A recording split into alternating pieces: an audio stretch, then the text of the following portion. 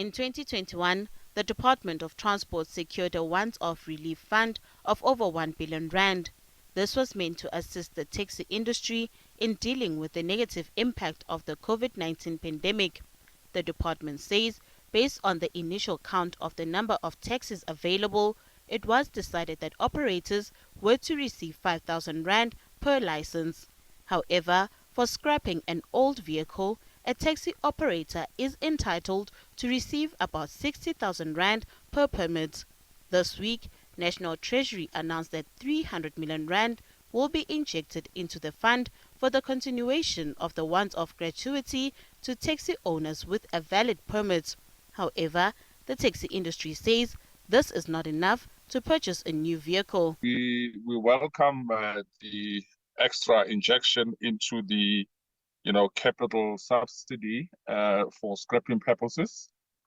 But would like to also say this, that the government should consider increasing the scrapping allowance to taxi operators that would bring through their cars for scrapping purposes.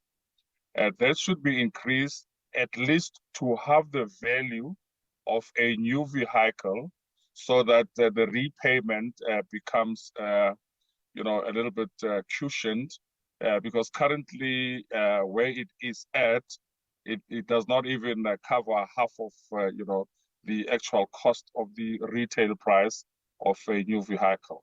The taxi industry says it is threatened by the reopening of the public railway network.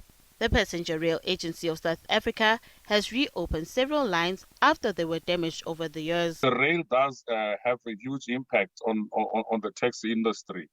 But perhaps what now needs to happen is that we now have to maybe start talking about an integrated public transport system, so that all public transport players can be treated equally and fairly so that government softens the actual running costs of the taxi industry, so that we too, as public transport operators, can begin to enjoy the spoils as the rest of other minority public transport movers have been throughout the years. The Department of Transport says for taxi operators to benefit from the Taxi Relief Fund, they will need to be a South African citizen or a permanent resident, have a valid operating license, have proof of a tax number, and must have been operating as at 26 March 2020 prior to the commencement of the national lockdown. Nothando Makutulela, SABC News, Johannesburg.